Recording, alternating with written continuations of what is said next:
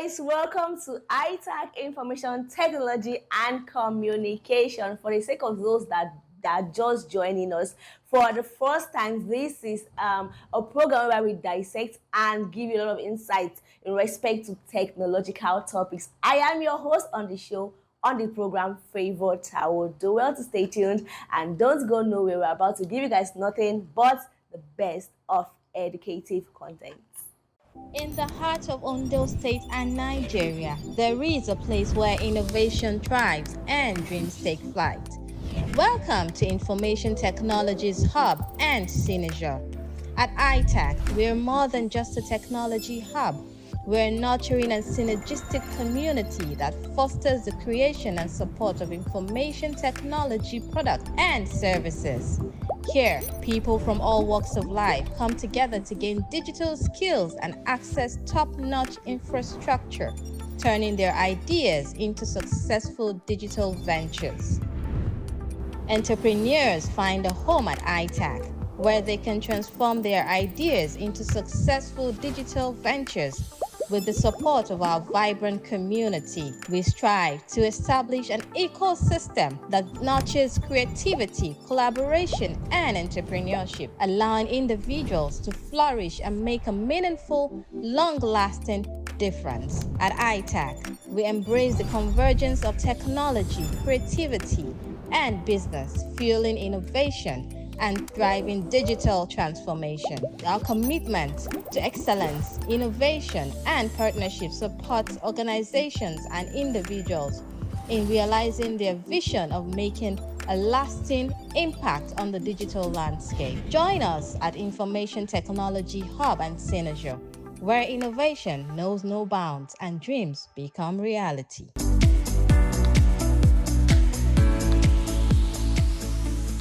All right, it's time we talk about the topic for today, which is none other but cybersecurity and online safety. This is actually a topic whereby we try to tell you how to protect yourselves from online scams and also to fish out things that are very, very fishy, yes, and also to know how to create wonderful and authentic passwords. Anyway, I won't talk too much. I will let you guys to watch this very segment of the program. Yes, welcome to the topic of the show, which is cybersecurity and online safety.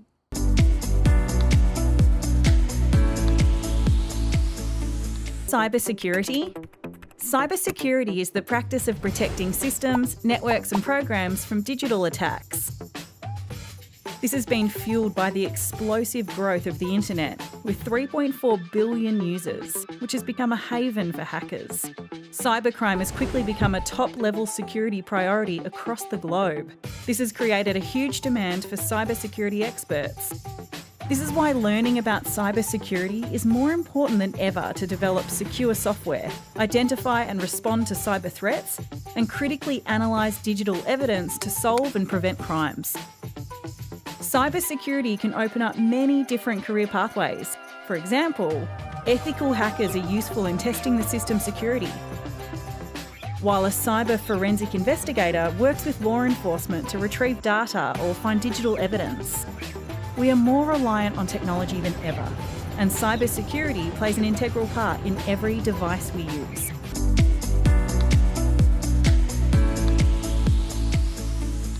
Meet Anne. She often shops from www.shoppingcart.com. She has her information like email ID, address, and credit card details saved on the website to enable a faster and hassle-free shopping experience. The required information is stored in a server. One day, Anne received an email which stated her eligibility for a special discount voucher from shoppingcart.com.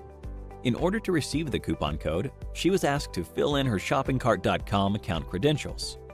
This didn't seem fishy to her at the time, as she thought it was just an account verification step. Little did she realize the danger she would be facing. She was knocked off her feet when a substantial amount of money was wiped off her account. How do you think this happened? Well, yes, the email she received was fake. Anne's shoppingcart.com account witnessed unauthorized access from a third party. This type of attack is known as a cyber attack, and the person who carries it out is called a hacker. Could Anne have prevented this attack? Indeed, she could have. with the help of cybersecurity. Cybersecurity involves techniques that help in securing various digital components, networks, data, and computer systems from unauthorized digital access. There are multiple ways to implement cybersecurity, depending on the kind of network you are connected to and the type of cyber attacks you are prone to. So, let's take a look at the various cyber attacks that Anne could have been exposed to. One of the most common types of cyber attacks is a malware attack like Trojan, adware, and spyware, to name a few. Had Anne downloaded any suspicious attachments online, her system could have gotten corrupted by certain malicious viruses embedded within the attachments.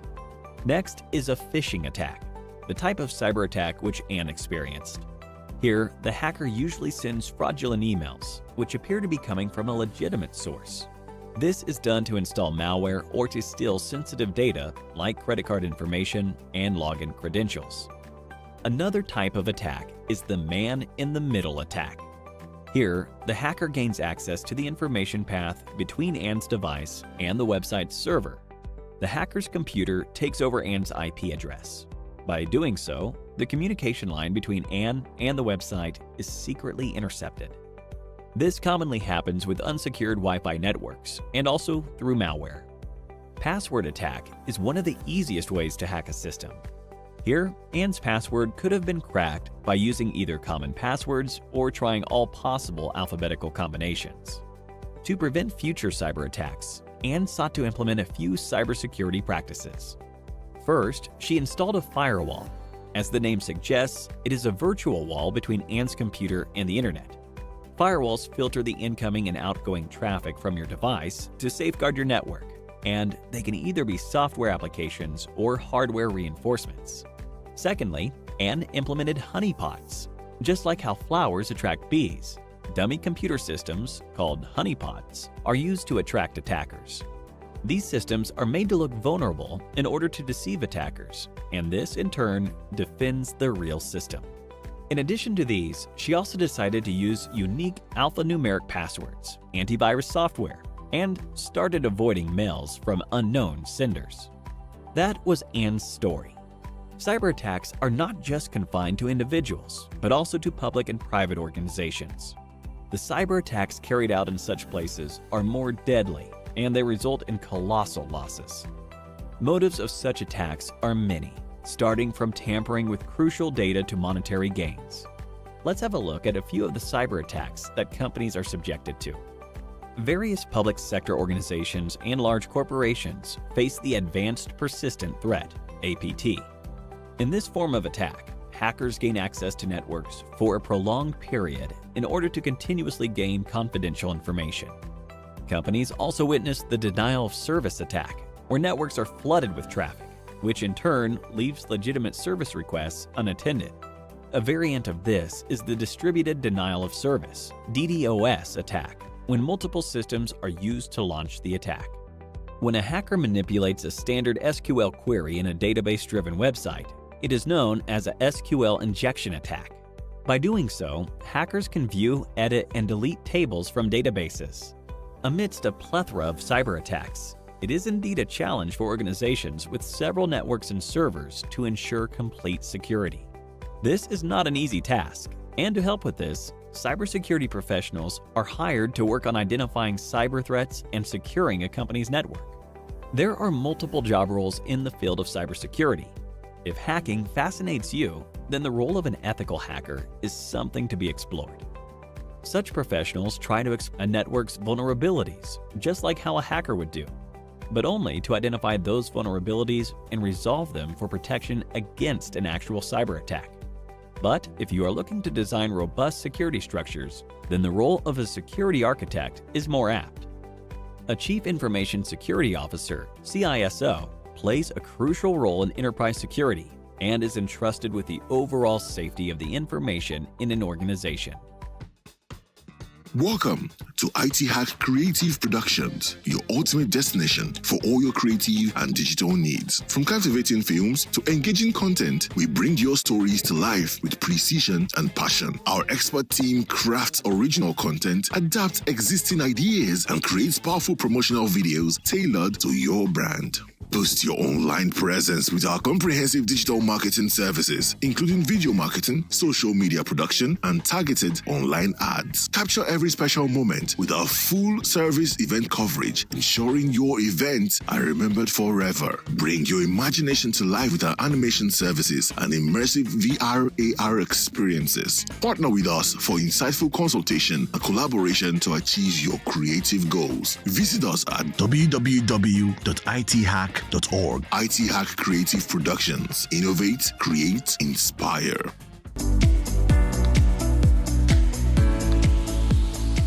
Hey guys, welcome back. It's Tech in View, and you're about to know that particular technological tool that is in view in respect to cybersecurity. Please go nowhere.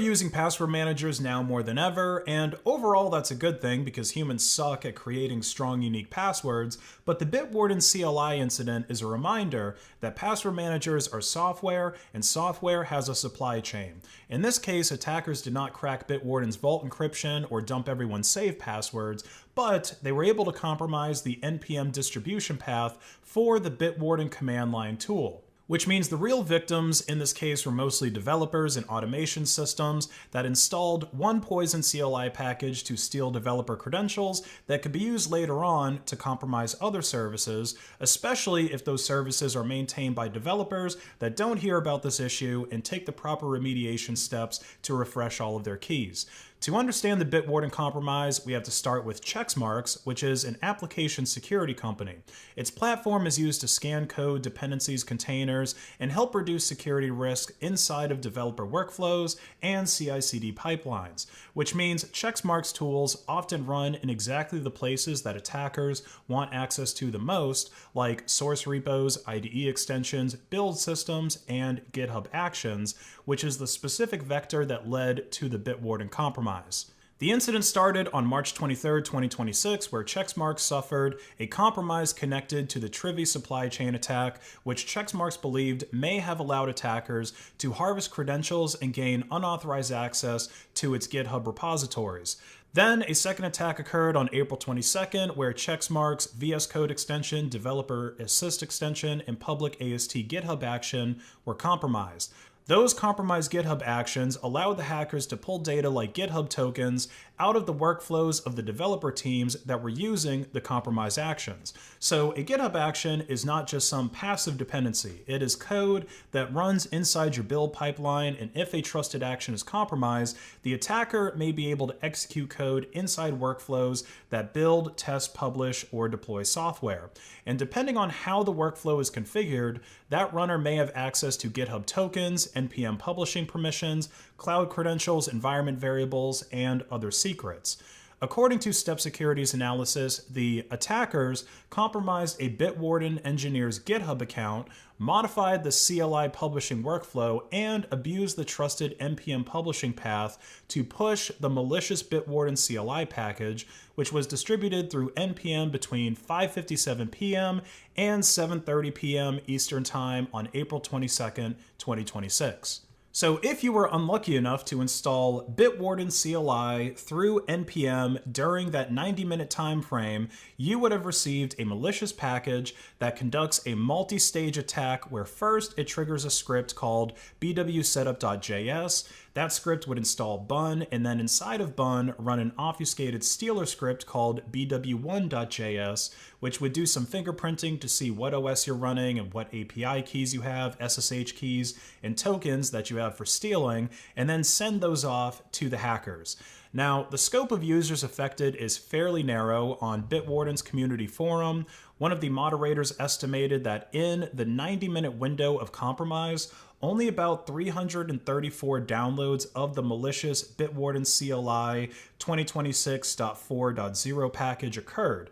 Now, obviously, 334 downloads doesn't necessarily translate to 334 compromised users, but any users that were affected could be considered high-value targets because presumably these users are developers, sysadmins, DevOps engineers, CI/CD runners that are working in some kind of organization that's distributing some kind of software to clients or maintaining a service that customers are paying for.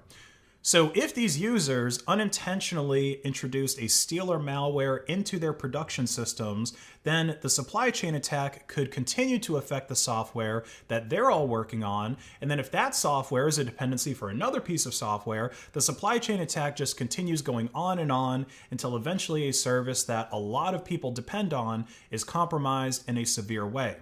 And this is why with supply chain attacks, we basically get the same kind of story over and over again, where a dependency of another dependency is compromised, and when the infiltration isn't found quickly, like it was here, the downstream effects are devastating.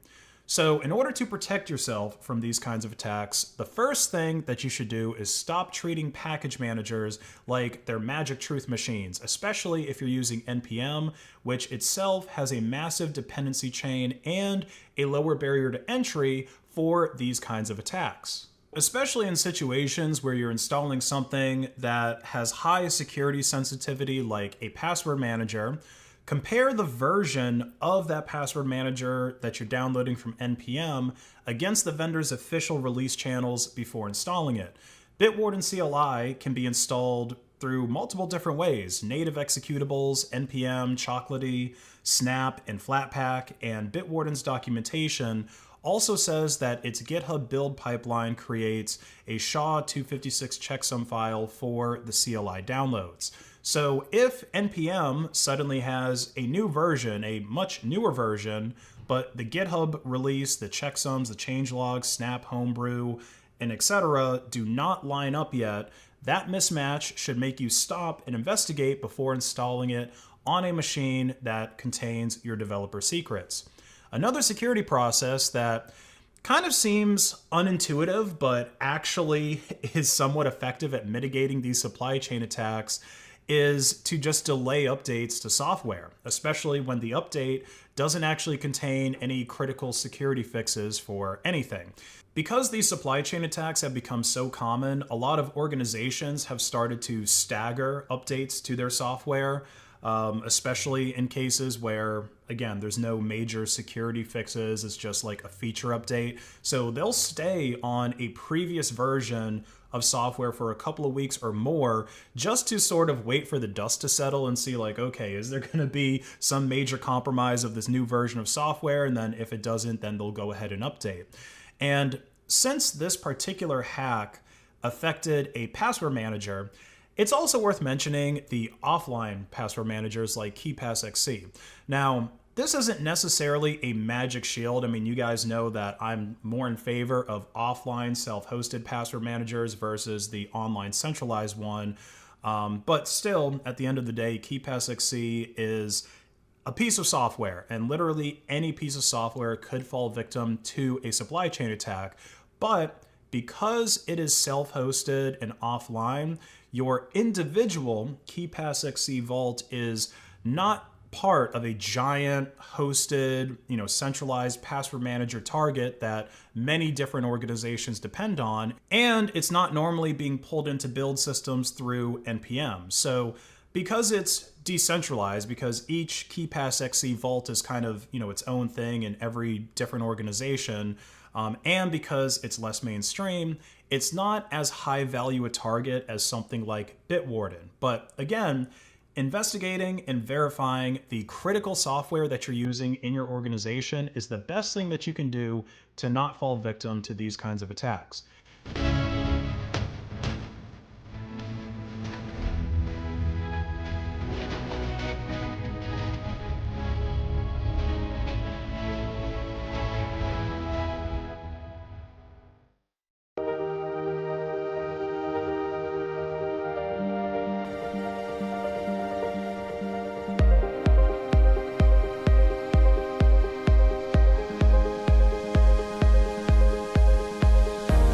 Technology only has impact when people can relate to it in their own languages and context. Whether it's drone, AI, or climate data, people should be able to understand and use these tools without barriers. It is a pleasure to be at this exciting event on AI and drone workshop organized by Drone Force Africa. My name is Mohammed Nzuma. The speaker already said that the founder and CEO of Grand Talks, which is Mata Apasaha, the president of Selma Gambo, Shinsi. The CEO of Mata Apasaha, Mr. Selma Gambo, Shinsi. Multi-millionaires, they started from that phone repair. And it was an opportunity at their hands and they grabbed it. They started and now they are become maybe the highest distributors of now modern phones that we have in Nigeria. He graced this occasion because he actually wanted to have a session for drone, because he has drones and he likes flying drones.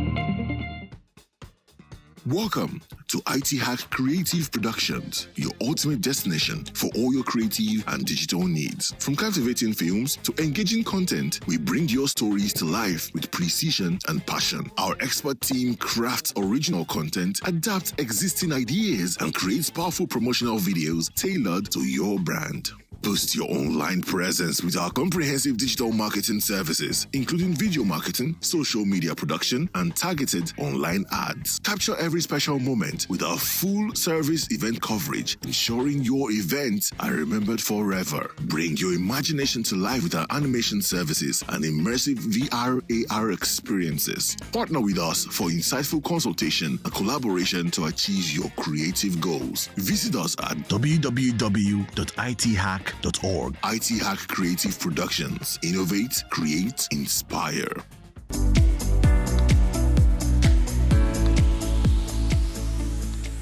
So yes, please bring out your gadgets, bring out all your mobile phones, your computers to download this very app because it is very, very authentic as the name implies. I won't spill too much. Please stay tuned and download this very app. It will help you, trust me.